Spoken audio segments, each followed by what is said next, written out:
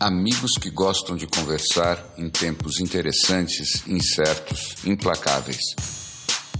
Com o futuro suspenso e o passado cada dia mais distante, estamos aqui estacionados na condição humana e na tentativa de fazer uma nova vida funcionar. Cada dia é um passeio na neblina e os elefantes estão soltos. Não usamos nomes, porque somos nós e somos ninguém. O que importa é a conversa e a vontade de gerar alguma luz. Se você não tiver me repetir isso, eu vou repetir para você.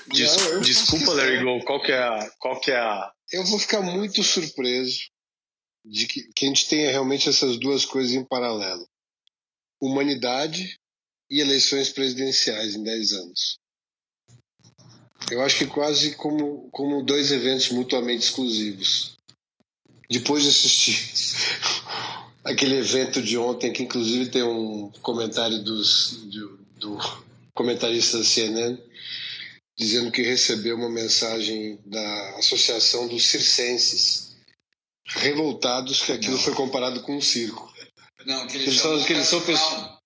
Ele chamou o Trump de clown, eles reclamaram. Não, mas eles fizeram uma referência que aquilo tinha sido um circo, assim, né? E eles disseram não. O circo é um negócio sério, as pessoas são sérias, elas trabalham seriamente. Isso aqui não é um circo. Nossa, isso diz muito sobre os nossos tempos. O que a gente assistiu, eu pensei em começar a assistir, só para elucidar, estamos falando do debate presidencial americano. Sem dúvida. E aí você vê que não existe mais, na verdade, uma representatividade de nada, né? O que existe é o seguinte: dois puppets que são orientados por uma comissão de eleitos, de marketing pessoal, enfim, de pesquisa de feedback, que vão moldando um discurso tentando acertar um público. Não tem mais significado nenhum quem está ali. Uhum. Não são nem mesmo duas Não pessoas. podemos nem chamar de uma inteligência artificial, porque não tem nada de inteligente naquilo. Mas sabe que eu estou no meio de um livro do Scott Adams lá que chama Win Bigly, que ele disseca que foi a eleição de 2016, e para quem não sabe, o Scott Adams é o cartunista do Dilbert, e ele foi o único cara em 2016 que falou que o Trump ia ganhar. Ele foi odiado por isso, enfim, a carreira dele quase foi pro vinagre, e ele conta que ele percebeu isso porque ele falou que o Trump era o maior master persuader que ele já tinha visto na vida. E ele percebeu isso no primeiro debate lá em 2016, nas primárias republicanas, quando a mulher perguntou para o Trump: você fala que as mulheres são cadelas, você fala mal das mulheres, você é sexista. E ele vira e fala: eu não falo isso de todas as mulheres, eu falo isso da Rose O'Donnell. E o cara falou que quando ele viu isso, ele falou assim: isso não é natural. Qualquer político sério, qualquer pessoa preocupada ia tentar justificar, ia tentar explicar, ia tentar falar que não. Ele não só dá um double down na conversa, como ele projeta uma imagem do que o público dele, de alguém que o público dele odeia. Ele falou: isso é uma coisa de um mestre da persuasão. E a partir disso ele começa a criar a ideia de que realmente o Trump ia se eleger porque ele estava dominando as comunicações, enfim, o livro todo trata disso. Eu acho que é um livro que começa a ficar cansativo porque uma hora claramente parece que ele está... O apreço pelas habilidades do Trump parece que ele de fato está gostando do Trump, então fica meio... E esse cara é um cara que realmente ele é muito genial, mas o livro começa a ficar um pouco cansativo porque parece realmente que ele encontrou o lugar dele ao falar isso do Trump. Mas eu acho que, baseado nessa ideia de que o Trump é um persuador, um master persuader, não sei, fica muito claro o que aconteceu ontem, né? Mas você sabe, primeiro eu li esse livro, eu acho que o Scott Adams, ele exagerou muito. Uhum. Ele fez uma leitura em cima do fato de que ele é um especialista em hipnoterapia, Isso. Né, em hipnose. E ele tratou o Trump como um hipnotizador.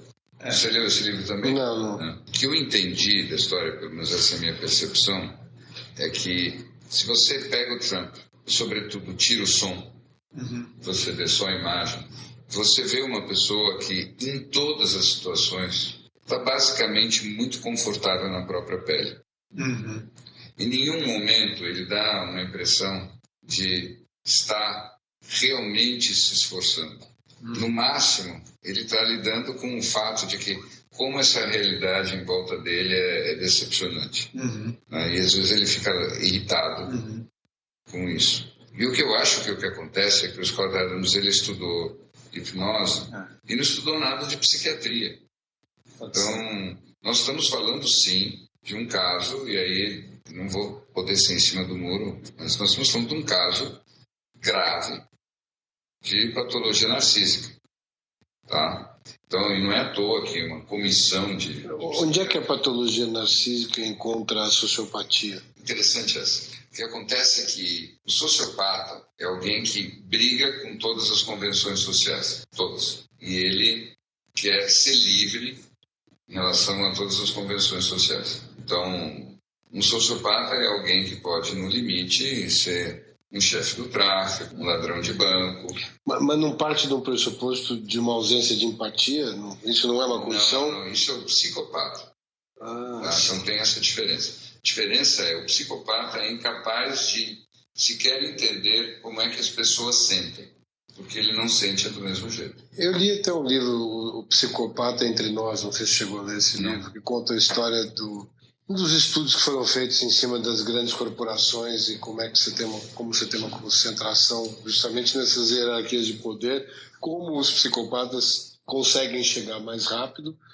E quando você faz uma análise de quem está à frente das tomadas de decisão no mundo, você chega à conclusão que o número de psicopatas, pelo menos que se encaixariam num quadro de análise de um psicopata, é altíssimo.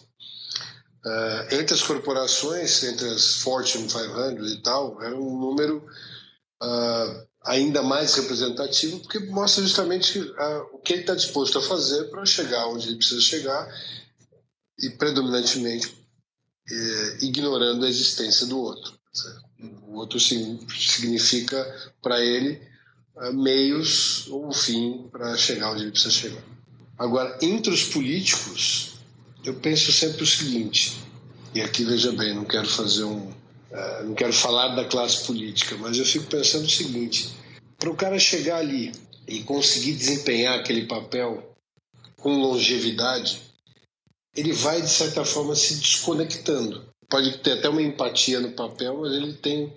A empatia real pouco existe ali. Os que têm uma vida talvez mais dedicada realmente ao propósito inicial, como político, ficam muito pouco tempo. Porque o que pede para a longevidade daquele job description é esse tipo de comportamento. Então, ele é por si só uma profecia autorrealizável, né?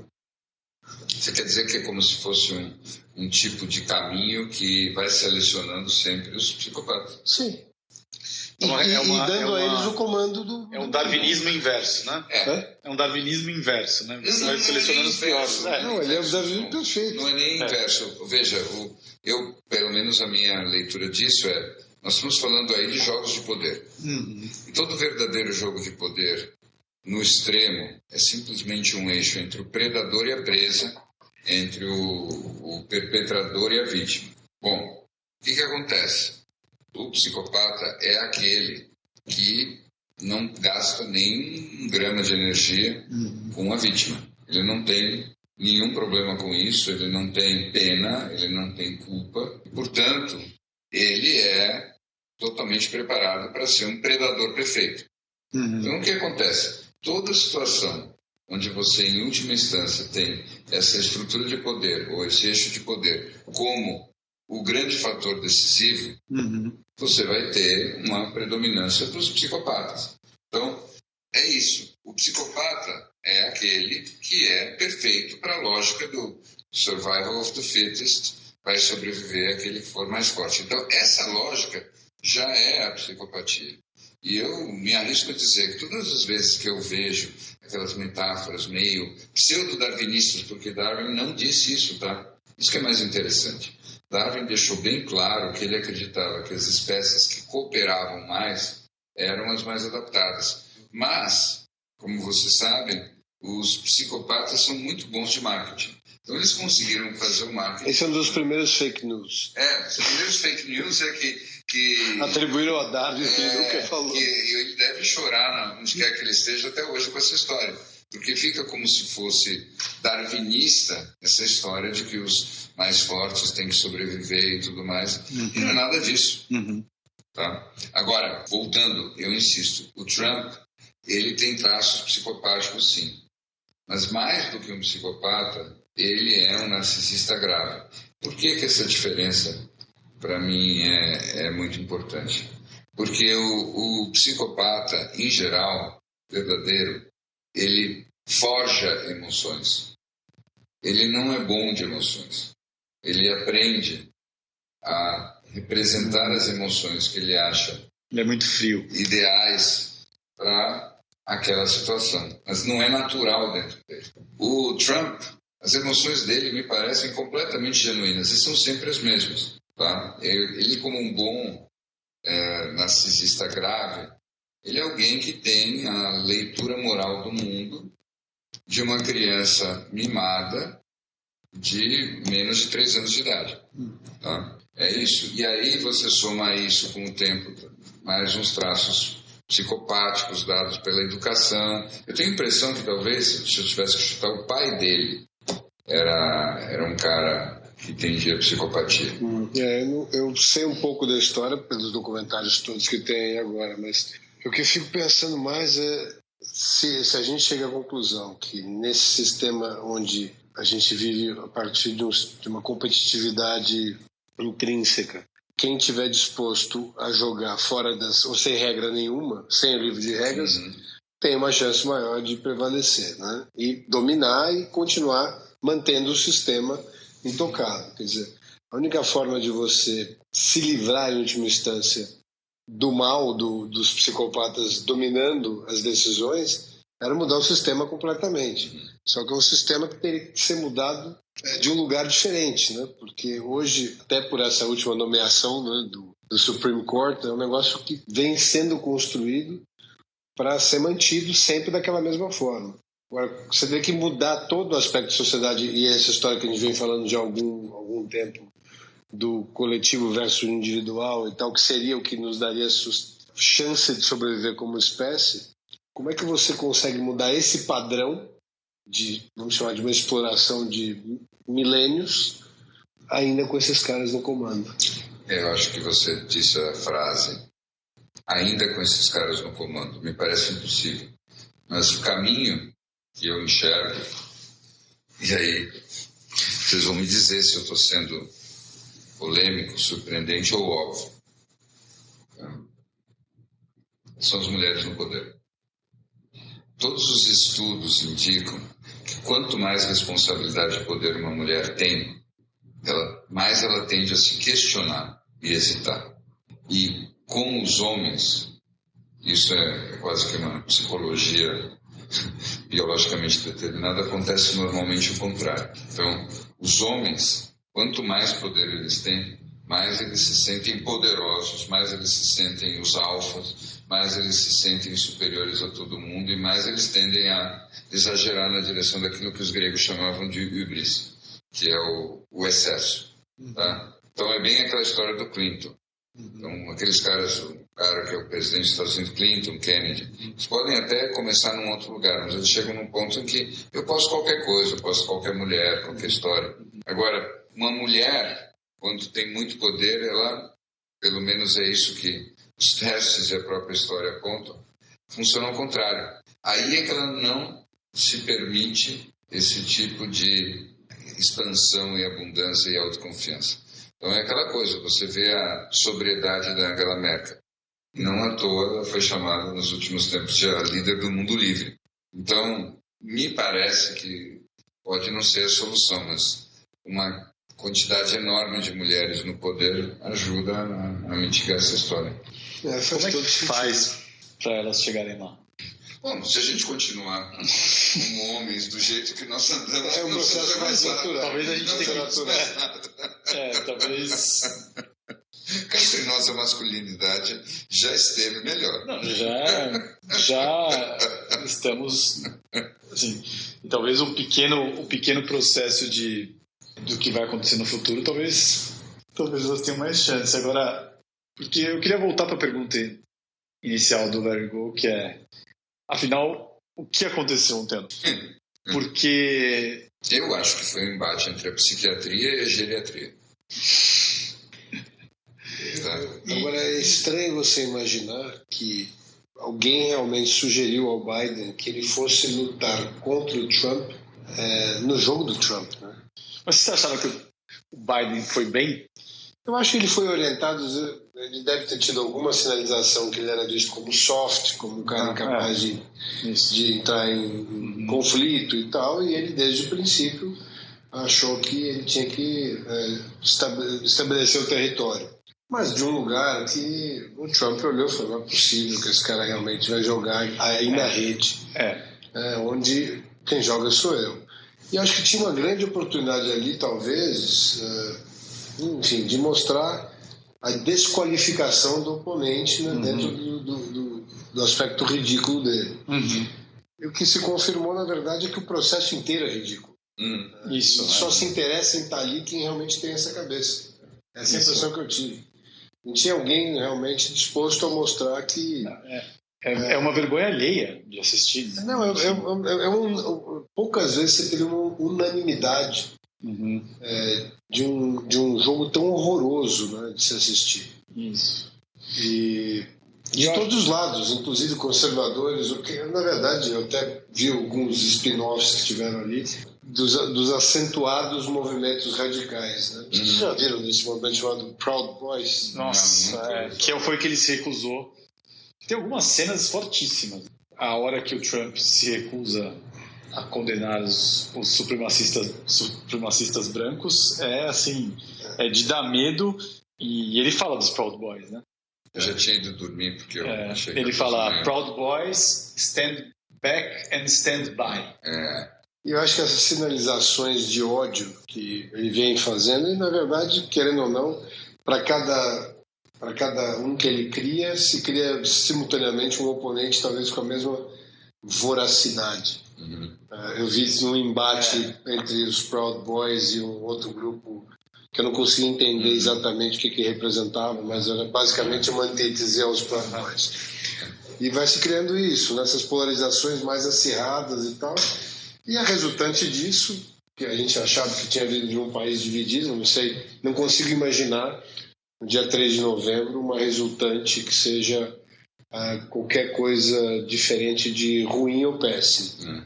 Independente do resultado que tenha na urna, você tem um país dividido e uma sinalização para o mundo péssima. Eu acho que tem aí uma nítida decadência em jogo. E é com essa reflexão que eu fui dormir ontem, porque com uma decadência tão radical, essa que eu assisti, as consequências para o mundo ocidental e, afinal de contas, o mundo onde nós... É que eu acho que é o que importa para a gente aqui, porque isso vai tudo refletir aqui, né? Basicamente, eu fui dormir com uma sensação de que agora é cada um por si. Mas você sabe que aí eu penso o seguinte, de que forma isso poderia ser uma ótima notícia? Bom, fiquei eu aqui pensando. E como eu tive até uma grande oportunidade de conhecer um pouco mais do que se lê no céu nesse final de semana, com o Larry Bizão, com o Larry B. Senior. Larry B. Senior. Que foi um encontro fantástico. Faço aqui, inclusive, um cumprimento a ele no ar. Foi um encontro maravilhoso, conhecer a árvore da onde caiu esta maçã. Uma parte dos galhos, né? Mas enfim, eu acho que a gente tem um Saturno, né, entrando agora em movimento direto, que pelo que eu entendi é um negócio que vem para fazer grandes mudanças, e você tem a sinalização de que a mais relevante nação do mundo vai ser provavelmente dirigida ou por um Trump ou por uma situação de semi-caos. que seria resultante do menino mimado não ter o resultado que ele queria. E por trás, nos céus, uma sensação de um vento de polpa para uma mudança radical. Então, eu fico pensando que nesse aspecto, quanto pior, melhor para mudar. Né? Por mais que a gente passe pelo lugar mais escuro antes do amanhecer, talvez tenha aí uma sinalização de um amanhecer. Estou sendo muito otimista, não é o meu papel esse, né? Não é o meu papel. Caramba! O que aconteceu ontem talvez seja... Não tenho opinião. Só porque eu mencionei o Larry Senior aqui. Não. Eu gostei dessa história de inverter papéis. Eu quero ser Larry Go agora, você pode ser Larry B. Eu acho que eu não tenho capacidade. Claro que tem. Mas talvez o que tenha acontecido ontem tenha sido isso, né? Trump hoje. Larry Trump. Deve ter muita gente se perguntando por que a gente está falando... A gente está vivendo coisas muito importantes no Brasil também. E eu acho que aquilo que aconteceu ontem é só o primeiro retrato do que a gente vai viver aqui no Brasil, tanto nas eleições municipais agora, como daqui para frente. Né? E a gente tem um mimetista do nosso amigo Trump, só que de 8ª categoria. Eu não sei quais serão os oponentes que a gente vai ter quando essa história se refletir aqui. Na hora que nós vivermos isso que a gente viu ontem, né? Na hora que a gente viver esse embate. E eu acho que o que aconteceu ontem, eu não sei também se é uma excelente notícia ou uma péssima, mas eu imagino existe uma possibilidade razoável do Trump ter perdido a eleição ontem. Ter perdido? Eu não sei se eu conseguiria fazer apostas nesse sentido, porque de verdade eu acho que é quase irrelevante, de verdade. Até porque ele já falou que não vai entregar. Não, eu acho que não faz muita diferença, porque no final das contas, o que a gente está interessado aqui, né, e eu acho que qual é o caminho que muda a consciência mais rápido. E aí, nesse aspecto que eu digo, será que não é uma ótima notícia? Porque nesse aspecto, quanto pior, melhor. Porque quando você tem uma coisa tão óbvia, tão clara, você fala, meu Deus do céu, será que realmente a minha representatividade, o que eu acredito, o que eu preciso para mudar, está hoje representado por esse cara? Pois é. Né? Por isso, não por esse cara, talvez por esse sistema, por esse formato. É por isso que eu digo que me surpreenderia daqui 10 anos a gente aqui, em humanidade, discutindo temas e ainda voltando dentro de um cenário como esse. Né? Eu não consigo ver isso. Você sabe que meu depoimento quanto a isso vai para um lugar, eu preciso confessar, que é completamente diferente. Ontem, por exemplo, no debate, o que me chamava a atenção era como que em nenhum momento, o Biden simplesmente virou para o Trump e fez um desafio que eu acho que seria um desafio definitivo. Ei, nos mostre um único gesto de bondade, de carinho. Show me a single act of kindness. E aí o Trump ia ficar completamente embasbacado. Isso é o que ele não sabe fazer. Eu acho que ele não é capaz de fazer um afago na filha dele. E aí o Biden tinha que dizer, na minha fantasia, vocês não percebem? Essa pessoa é má. Nós vamos continuar deixando que uma pessoa má fique no cargo mais importante da Terra. Nós vamos lidar com essa responsabilidade. E vocês me perdoem a inocência quase com a qual eu digo isso. Eu não acho que isso diga respeito só à política americana. Eu vejo os políticos em geral, e eles falam nem tão bem, nem tão articuladamente, nem tão inteligentemente, mas o que me chama mais a atenção é que em muito poucos políticos eu vejo isso, bondade. Eu não vejo neles aquela energia básica que nos impactaria. Mas aí vem na definição da qualidade não, e daquilo que a gente locais do cérebro que estão ativados. Pois é. Mas eu vejo que está mudando isso, principalmente aqui no Brasil. Mas os bons entram na política? Não vejo por que não. Não vejo por que não. Mas eu acho que esse é o ponto. Eu não acho que o nosso problema seja política. Nosso problema somos nós. Sim. Nós, na verdade, eu acho que bem na direção do que o Larry Gold estava falando, nós dedicamos ao tema da política os obcecados pelo jogo do poder. Na medida em que nós entregamos para a política o lugar da política, esses especialistas do jogo do poder, nós estamos fazendo uma seleção sistemática daqueles que conseguem ser ou mais psicopáticos, ou mais manipuladores, ou simplesmente até mais entorpecidos. É quase como se você precisasse ser duro, tivesse que ter algum tipo de calo na alma para poder passar, essa é a sensação que eu tenho. para passar por uma campanha política inteira. Então, o que acontece? Se é assim, a responsabilidade é nossa como sociedade. Mas precisaria ser assim? Eu acho que não. Não está escrito em nenhum lugar que pessoas boas não podem se dedicar à política. Então, mas o que eu acho é que teve que todos os políticos não sejam bons, tá? Então. Eu só estou dizendo que, para mim, é difícil identificar a bondade da maior parte das pessoas que se dedicam à política. Porque o que você falou agora me trouxe uma certa... Eu gostei muito do que você falou dessa história do que o Biden não fez. A ideia de que o quanto ele não virou e evidenciou claramente o quanto o Trump não era uma pessoa boa.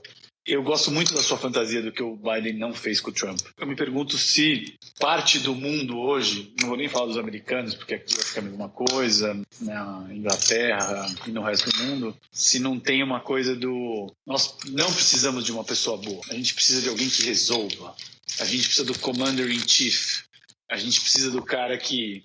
Ele não é bom, ele é pragmático, ele resolve. Diz isso é o que se espera dessa Não, figura? então assim, e que se ele evidenciasse que o Trump não é bom, talvez fosse uma coisa, inclusive, boa para o Trump. Eu acho que essa possibilidade, essa esperança que você tinha do Biden ir para esse lugar é mais ou menos o equivalente a você imaginar que um jogador de futebol pudesse jogar polo aquático.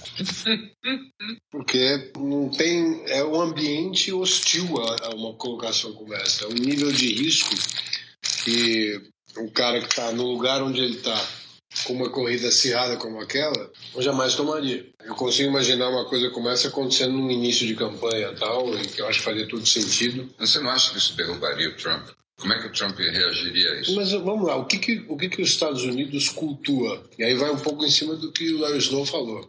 Cultua a figura desse cara que é o pai, né? É o pai que vai tomar conta de mim. Essa figura paterna, protecionista, vai tomar conta de mim, vai me defender perante o mundo, vai defender a nossa economia contra os chineses, contra os árabes, contra os russos, enfim.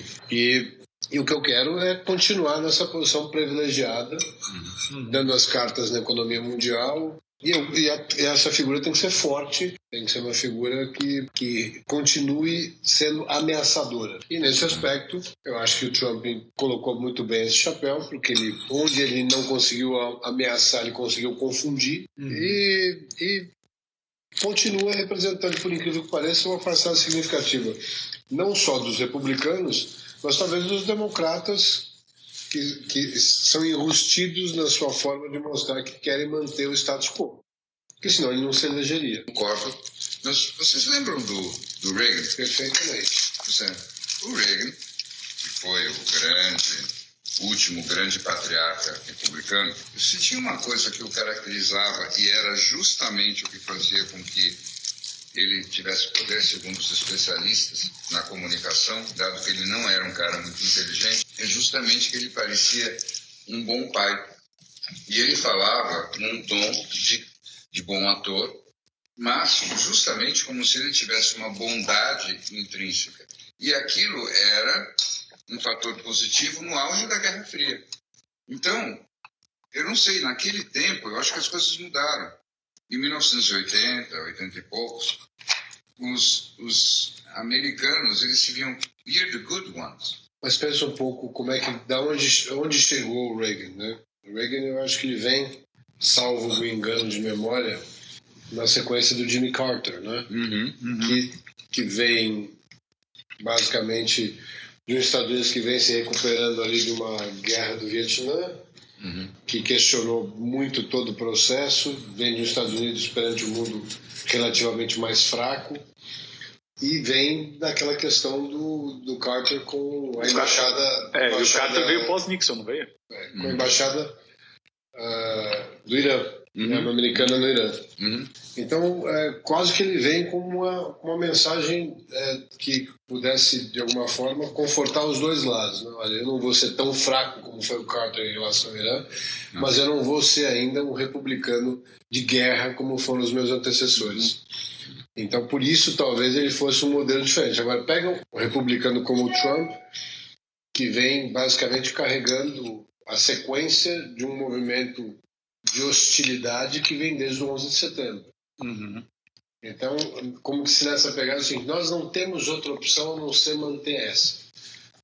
Qualquer coisa no movimento de paz, de bondade, de amor, é fraqueza e nós vamos ser comidos vivos, né? Acho que essa é a sinalização que é o medo. Vamos continuar mantendo a história do medo, onde eu me faço necessário e útil. Eu acho que sim, eu acho que infelizmente a estratégia foi essa mesmo.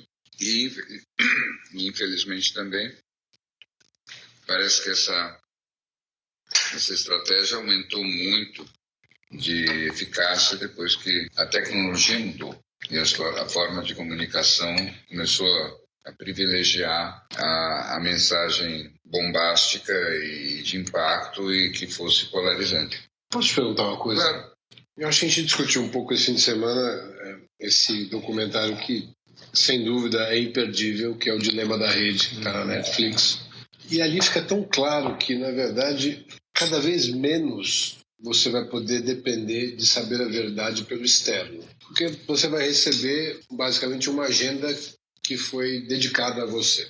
Então, sempre que você ainda usar qualquer meio de comunicação, ou, enfim, rede social, seja onde você busca suas informações, para se nutrir, para formar uma opinião, ou para sentir onde está a verdade, a sua verdade, você provavelmente está caindo numa armadilha feita especificamente para você. Então, eu acho que cada vez mais eu tenho a impressão de que esse movimento vai ter que nos levar para dentro, para encontrar verdade, conforto, enfim, sinalização, norte, porque vai estar tão corrompido o externo e tão pouco fidedigno que você realmente vai ter quase que a obrigação de buscar isso muito dentro de você. Ou falo alguma grande besteira? De forma alguma. Dessa vez eu quero brincar de inverter os papéis e ser ainda mais radical do que você. Eu quero dizer que esse mecanismo dentro do qual nós já estamos totalmente imersos, que é um mecanismo de selecionar automaticamente as informações de forma a reforçar aquilo que nós já acreditamos, e é isso que está por trás da lógica da inteligência artificial das redes. Esse mecanismo é exatamente o mesmo mecanismo que está por trás da psicose.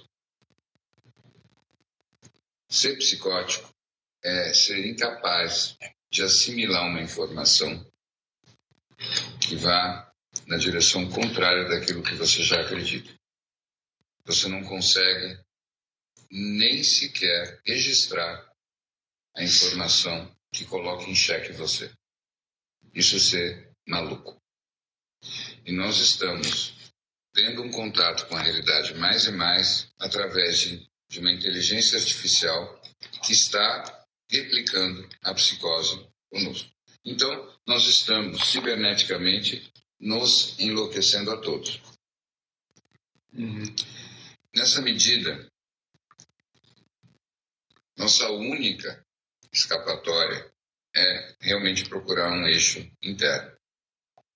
Nossa única escapatória é procurar o mundo interno como um ponto de referência onde se apoiar. Todas as referências exteriores vão ficando gradativamente menos confiáveis. E aquilo que todos os sábios diziam há muito tempo, que quem olha para fora sonha, quem olha para dentro desperta. Estou citando o Jung aqui. Ele está citando vários outros. Essa mensagem é a única que nos sobra.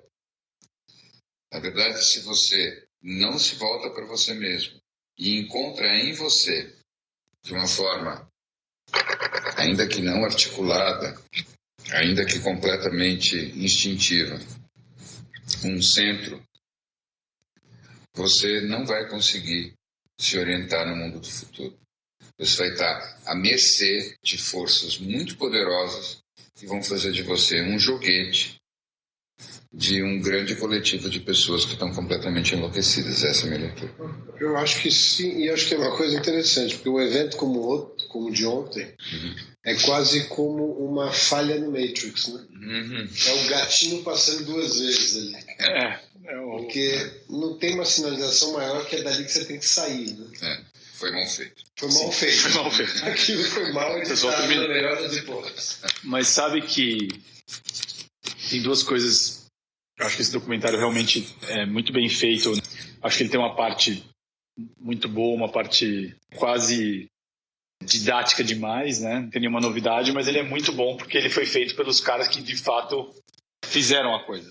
Tem 2 coisas que me chamaram muito a atenção. Uma que está do documentário, que é aquele cara de Rastafari, super inteligente, que em algum momento ele fala assim, algumas pessoas do Vale do Silício compartilham da ideia de que nós, seres humanos, estamos sendo usados pelas máquinas. Com o nosso alto grau de predição, as máquinas, predictability, previsibilidade. Com o nosso alto grau de previsibilidade que as máquinas têm sobre a gente, as máquinas com os algoritmos dela estão começando a nos programar. Eu achei isso aterrorizante como perspectiva. E eu estava ouvindo uma entrevista do Sam Harris com o Tristan Harris. Talvez o Tristan Harris esteja aí fazendo o roadshow do documentário. Mas o Tristan Harris fala uma coisa que eu acho muito impactante, que é o que ele fala: ninguém mais divide a mesma realidade. Não é, falou isso? E eu acho esse ponto... Isso daí, essa é a frase. Que é o que você estava falando. É a frase. É shared reality.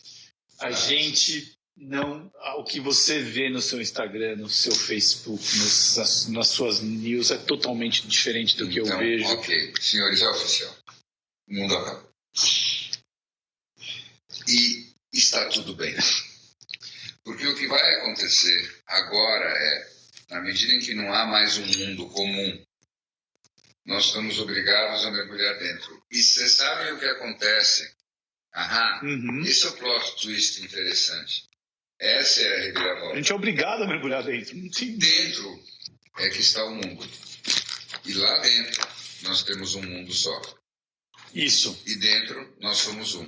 E o que acontece é que o pseudo-mundo, onde nós somos diferentes assim, diferentes assado, e nós temos essa nacionalidade, e aquela classe social, e aquela outra, esse pseudo-mundo, onde nós estamos há milênios tentando encontrar uma forma um pouco melhorzinha de lidar com essa diferença toda, vai ter que ser substituído por um mundo que comece por uma premissa diferente. E que premissa é essa? A premissa da unidade.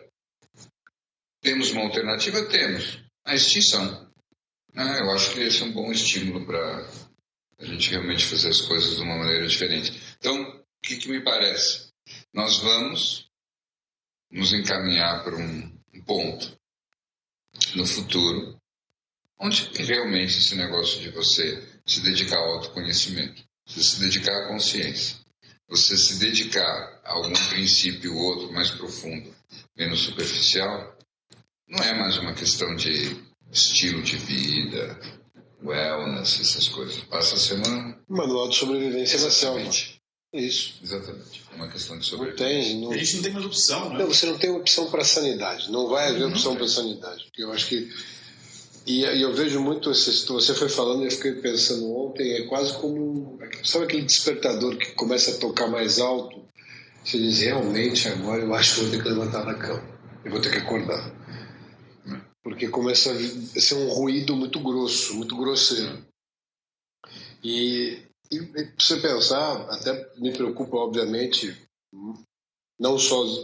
Claro que nós adultos temos aí a chance de tentar enxergar com um pouco mais de consciência, mas essa geração que já nasce dentro desse ruído absoluto, ela depende realmente muito, quase que de um evento que a gente enxerga quase que milagroso, né, para que você tenha uma euforia dessa história toda. Que a gente não consegue normalmente enxergar, porque o normal é cada vez mais ser contaminado por essa inteligência muito específica que vai te mirando e vai te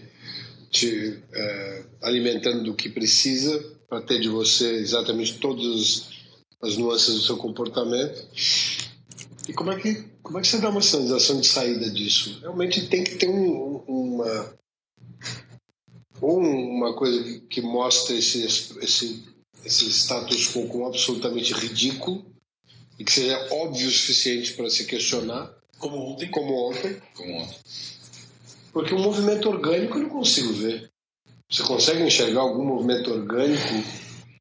Vejam, Só para lembrar o seguinte, eu falava com o Larry B. Sr. esse fim de semana e nós concordávamos que seria um momento perfeito agora para a gente ser introduzido a uma inteligência extraterrestre que mostrasse a nossa pequenez, a nossa similaridade uns com os outros. The Arrival. Arrival total. E é claro que essa inteligência, se for realmente mais evoluída, ela vai falar alguma coisa a respeito do... Ela viu ontem e já foi embora. Falou, putz, estão me ligando lá. Do sentimento. Vai falar do sentimento em algum nível, não necessariamente sentimental. Acho que não precisamos nem de tanta ficção científica. Tem um antropólogo que eu gosto muito, que ele é o Eduardo Viveiros de Castro. Já ouviram falar dele? Uhum.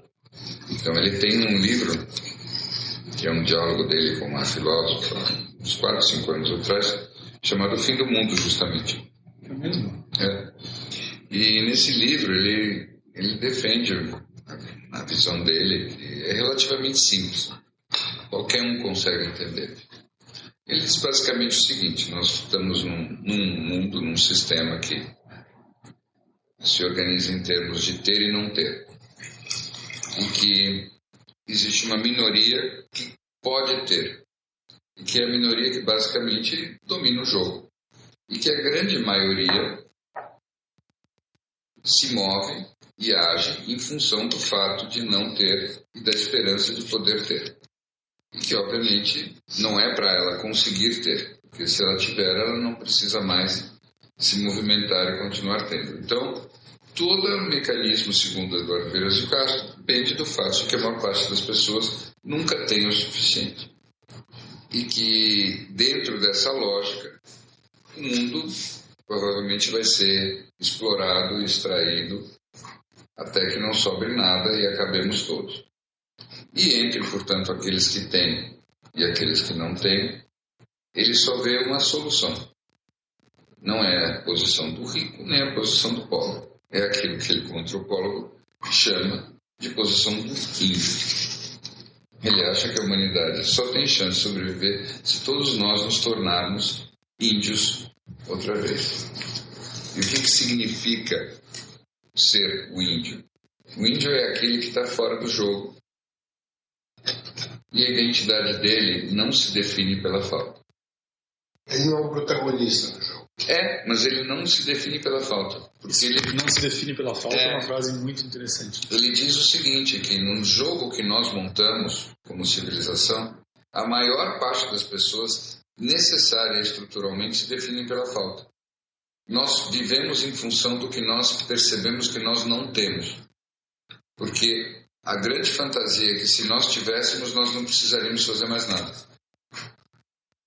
E então toda a atividade humana que sustenta essa estrutura toda se baseia na falta. E a falta é uma falta que é absolutamente insaciável e que nos faz consumir o planeta até a sua absoluta destruição. Essa falta já documentada nos textos mais antigos, né? Que em última instância é a falta do momento da separação. Você do Criador, que nunca poderia ser substituída por nada externo. É isso aí.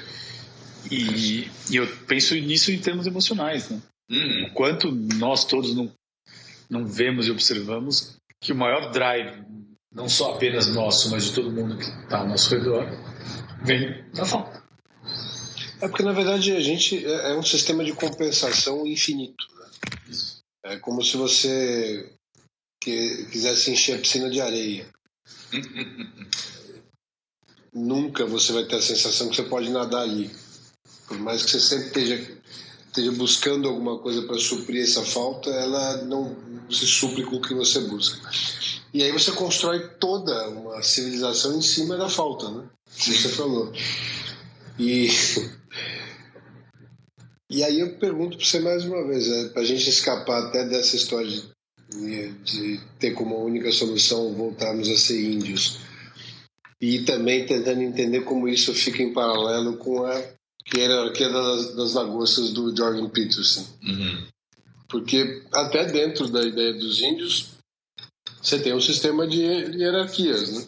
Você tem um sistema natural de encaixe que você não consegue fugir em momento nenhum. Mas você tem um sistema de cooperação muito claro também. Né? Então, que não sejamos índios, mas que a gente possa ser uma sociedade que consiga ter um pouco das duas coisas. Não vamos poder fugir da natureza intrínseca da espécie, que é de achar alguma hierarquia e algum equilíbrio nessa hierarquia, mas que ela não seja predominantemente exploratória para se buscar uma falta. Bom, eu não sou nenhum expert no pensamento desse antropólogo, mas o que eu entendi em primeiro lugar é que para ele o lugar do índio é um lugar do ser humano que entende que é parte da natureza. Integrado e humildemente integrado. Então ele está lá sabendo que ele é um hóspede do mundo e, portanto, ele tenta se comportar minimamente com uma certa decência, assim como um hóspede bem educado tenta fazer. E, independente de todo o resto, se a gente pode sair da metáfora, eu acho muito difícil imaginar um futuro para todos nós que não seja nessa atitude. Ou seja, a humanidade precisa baixar a bola. Muito, muito, muito rápido. Isso eu acho que é a coisa mais importante. Nós precisamos entender que nós vivemos numa metáfora, num mito de crescimento material infinito que não é corroborado por nada na nossa experiência. Nada. Nada. Isso não acontece num ser humano, isso não acontece numa sociedade, isso não acontece em nenhuma civilização da história. Então, simplesmente é uma ideia maluca você achar que, sim, nós vamos sim aumentando e sempre ficando mais ricos, e sempre vamos, o futuro sempre vai ser mais e mais e mais e mais e mais e mais. É muito difícil você conseguir fazer uma leitura inteligente que leve a essa conclusão. Então, para que o futuro não seja simplesmente uma trombada ou um abismo, é fundamental que a gente recupere algumas virtudes básicas de antigamente. Uma delas é, precisamos baixar a bola, nós precisamos de humildade para ontem. A humildade tem que voltar à voga. Né? Ela é mais importante do que... Se tivesse uma vacina de humildade, ela era mais importante do que a vacina do coronavírus. Porque, na última instância, a gente está falando de lidar com um vício, né? E como é que você sai de um vício? Como é que você leva todo mundo para essa grande reabilitação? Porque é um padrão tão enraizado e, ao mesmo tempo, pernicioso, nitidamente prejudicial à saúde mental de todo mundo, mas que isso é a definição de vício, né? Um vício ruim. Sim. E trazendo um pouco aqui, indo aí das estrelas para o magma, mas porque você ficou falando dos índios, eu fiquei pensando muito na ideia. Eu acho que em muito pouco tempo a humanidade vai perceber que as redes sociais são como o cigarro. Daí vão inventar um Juice das redes sociais e daqui a pouco, muito em breve, a gente passa por um outro jogo, que eu acho que é das realidades ainda mais divididas, mas um pouco menos controladas e talvez o protagonismo de quem está acessando seja maior do que quem está controlando o algoritmo. Como é que é esse mundo pós tudo isso? Pensando nessa ideia do índio e pensando nessa ideia de que não tem como a gente continuar do jeito que está. Elabora mais. Porque eu acho que, em breve, esse desespero e esse vício do pertencimento e do reconhecimento de estar ali presente e disponível o dia inteiro, ele vai ser substituído por algo em que você seja mais protagonista da sua experiência. Essa volta para dentro. Eu falei, como o cigarro, a humanidade em algum momento dá conta do quanto isso faz mal.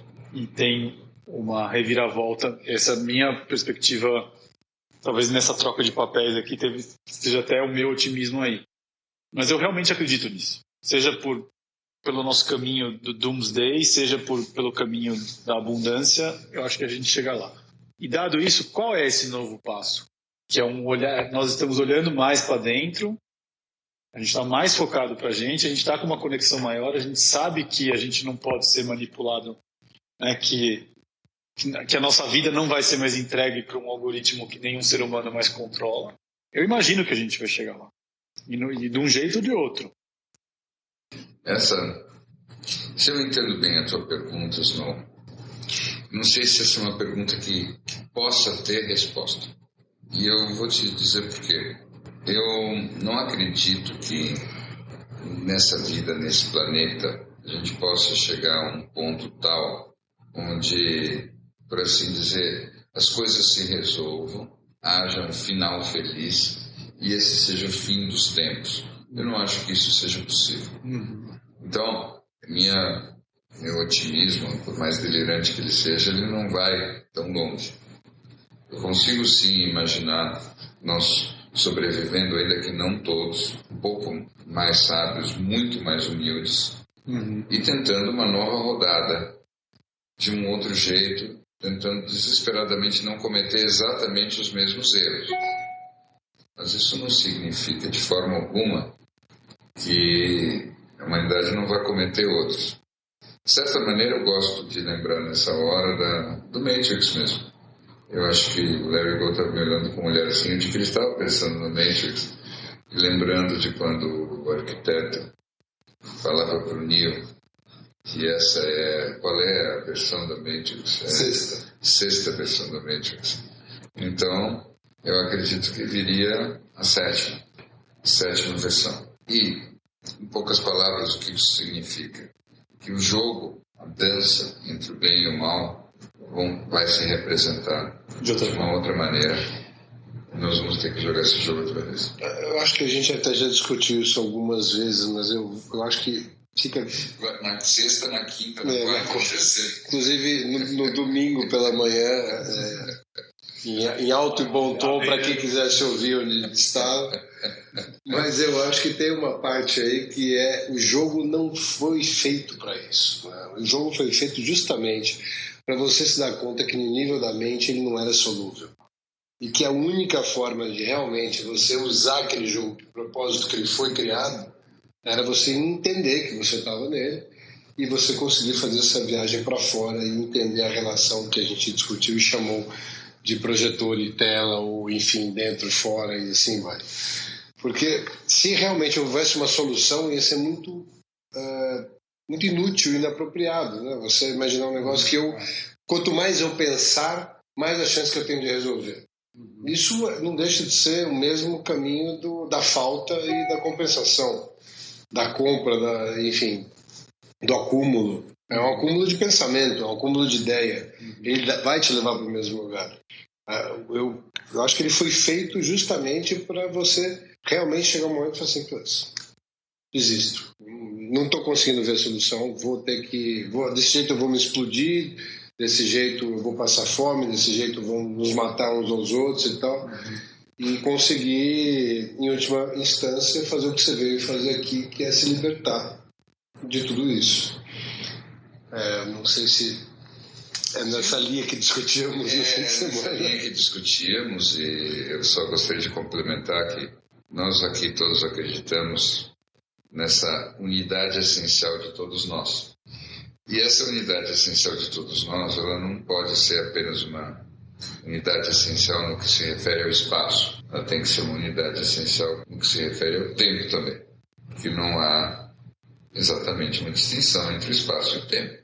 Então, sem querer fazer todo aquele salto mortal que nós poderíamos fazer, que fizemos nós dois no fim de semana, eu acho que pelo menos nos cabe dizer que, em respeito a todas as pessoas maravilhosas que nos antecederam e que somos nós precisamos entender que o futuro será uma nova versão do mesmo problema insolúvel, que é esta vida. Porque imaginar que todos esses que nos antecederam não chegaram na solução, e que nós, ou aqueles que vêm logo depois, esses sim vão encontrar a solução, é muito ingênuo. Até porque aqueles que nos antecederam e aqueles que nos sucederão somos nós. A gente está discutindo muito um negócio interessante, que é justamente qual é o formato, o layout do jogo que você veio para viver, né? Então, em última instância, ele pode ser teu desenho que você quiser. Pode ter o desenho que a gente está vivendo hoje, pode ser um desenho de peste negra lá atrás, pode ser um desenho, enfim, da época, seja qual for a época, ela tem um layout como qualquer outro desenho, como qualquer outro jogo. E é o que você precisa para ter o aprendizado daquele momento que você, em última instância, foi buscar ali. Então, como diz aqui o Bi, espero que a gente não esteja ficando metafísico demais, já correndo risco de ter que apagar isso tudo. Você pode encarnar aí na época que você quiser, com o formato que você quiser, que você vai ter alguma coisa para mexer. Então, futuro, passado e presente são só layers do mesmo jogo. Ainda mais porque eu ando assistindo Dark. Você começou a assistir Dark? Eu comecei a assistir Dark. Com uma lousa ao lado, caderno de anotações? Não, de uma forma muito mais humilde. E eu estou fazendo um exercício influenciado pelo meu amigo Larry Gold, resolvi fazer um exercício espiritual. Como seria? De assistir mesmo sem entender. Como se eu fosse uma criança muito pequena para entender um roteiro tão difícil. Eu não acho que esse roteiro foi feito para pessoas. Eu acho que ele não foi feito para pessoas, é ótimo. Não foi feito para pessoas. Eu acho que ele tem que ter é um chip. Ele é um roteiro para inteligência artificial, entendeu? Entendi. Eu desconfio que um bom alemão entende. Talvez nós não. Mas, de qualquer modo, Dark é uma boa sugestão para todas as pessoas que nos escutam. Dark, no Netflix. E sim, com caderno, sim, com um monte de coisa, mas com carinho. Se você se dedicar a Dark com afinco, vale uma faculdade. É a impressão que eu tenho. Se você realmente levar aquilo a sério, tem um grau de inteligência colocado ali, de esforço de fazer alguma coisa diferente, que se destaca da média das histórias que tem por aí. Eu confesso que eu parei no episódio 3. Claro. Talvez eu precise avançar um pouco mais. Mas é um Everest. A gente fica imaginando que vai ser um passeio assim, na Mantiqueira. Não, é o Everest mesmo. Tem uma... Não, é tipo um romance do Thomas Mann. Se você quiser realmente, dá. Mas assim, não é para aqueles com um pouco fôlego. Você vai ter que realmente... Não é aquilo que você normalmente espera de um seriado de Netflix. Você vai ter que pegar caderno, você vai ter que anotar, você vai ter que dizer quem é essa pessoa. Aquela história que você reclama dos nomes dos romances de Dostoiévski, aquilo é brincadeira de criança comparado com os personagens de Dark na primeira temporada. Mas foi a sensação que eu tive. E você só vai começar a apreciar isso quando você tiver introjetado esses nomes, essas figuras o suficiente para poder ver a grande dança dos tempos e das gerações acontecendo. Agora, quando você chega nesse ponto, eu te prometo que você tem uma experiência alterada de consciência. Tá? Realmente o negócio é bastante sério. Então, vale a pena para quem tiver tempo e energia e vontade. Eu vou ter que revisitar, porque a impressão que eu tive, eu já estava com um fôlego de quem estava nadando embaixo d'água numa piscina de 50 metros. Eu também. E teve um momento que eu realmente percebi que eu estava precisando ativar outras partes do meu cérebro para continuar compreendendo. Agora, eu não tinha visto essa possibilidade que o Bi deu, eu achei maravilhoso, de simplesmente assistir primeiro para ver se por osmose as coisas começam a fazer sentido no momento. Sim. Eu estou na segunda temporada. Não, eu fui até a segunda temporada. Eu acompanhei bem. A primeira passei bem. A segunda passei bem. A segunda temporada eu comecei a pensar na possibilidade de usar o mesmo método dos personagens e começar a colocar fotos nas paredes para ver se eu conseguia acompanhar melhor. Pequenos fios de lã, diagramas e tal. E eu acho que eu devia ter... Ali eu me cansei um pouco e comecei até a pensar por que existia hoje essa fixação, né, tão grande nessas questões de viagem de tempo. Né? E é um momento que está muito em cima disso. Né? Tá. E olha, eu prometo para vocês que eu ainda vou fazer mais coisas em cima disso, porque eu estou totalmente obcecado por essa ideia. Eu tenho a convicção de que nosso próximo estágio evolutivo dentro desse grande jogo é parar de entender as coisas de uma forma linear. Tá? Para mim, a grande abertura, vocês não. Você trouxe a pista daquilo que mudou meu cérebro de uma forma irremediável, não sei se para bem. Que foi aquele filme A Chegada. Aquele filme eu achei bonito quando eu assisti, aquele filme de ficção científica. Parece que meu destino é realmente que os filmes de ficção científica mudem a minha temporada pessoal de Netflix. Quando eu assisti aquele filme, eu assisti e depois eu disse, não, agora deixa eu pensar sobre o que eu assisti. E, enfim, é outra recomendação muito forte que eu faço. Porque, sem querer estragar o filme, ele fala de como a nossa experiência depende da nossa linguagem. E que se você troca de linguagem, você troca de experiência.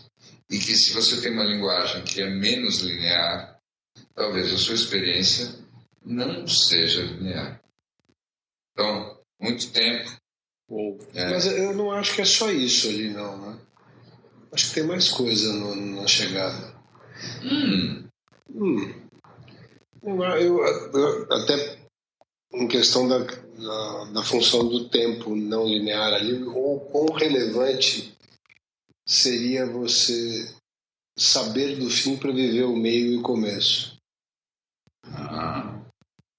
Eu entendo o que você quer dizer. Eu não queria falar desse assunto para não estragar definitivamente o filme para quem não assistiu. Mas eu concordo com você. Deixa eu fazer uma pergunta para vocês. Vocês já viram uma série chamada American Gods? Um outro episódio eu não vi, eu não fui além. Então, eu...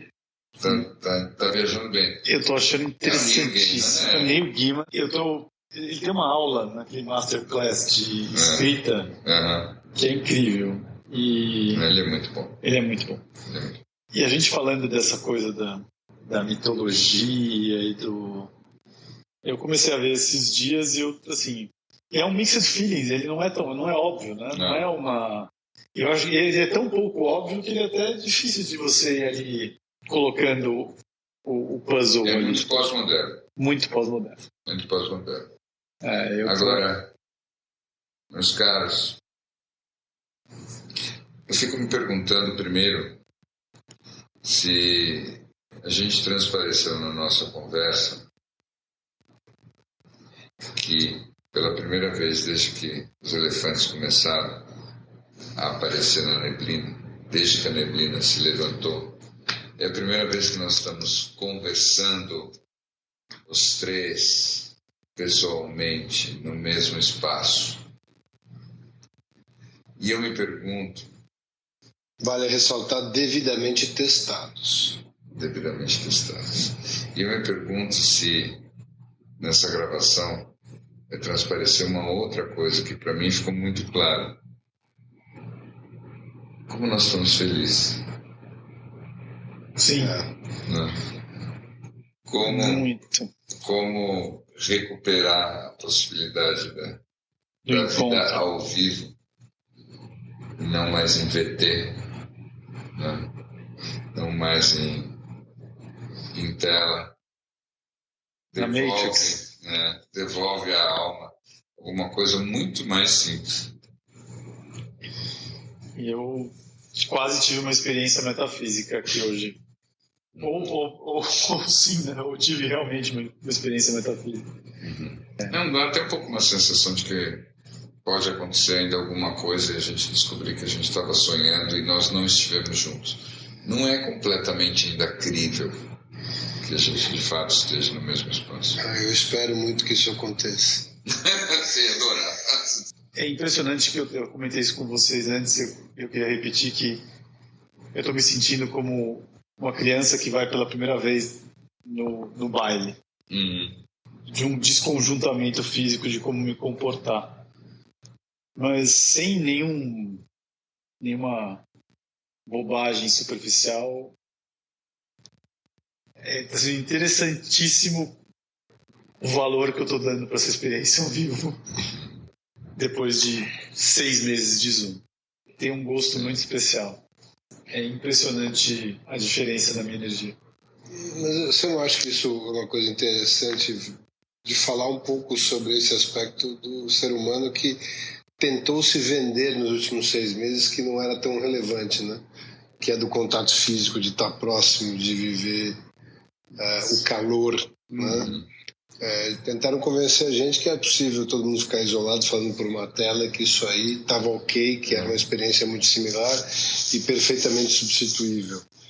E que eu imagino que para algumas coisas provavelmente até vai se manter, mas acho que para quem você gosta de estar perto, não tem Zoom que substitua. Se vocês me permitem, com todo respeito, eu me lembro de uma vez, nos anos 80, quando estreou o primeiro McDonald's no Brasil. E era lá na Avenida Paulista, se não me engano, perto de onde eu estava morando.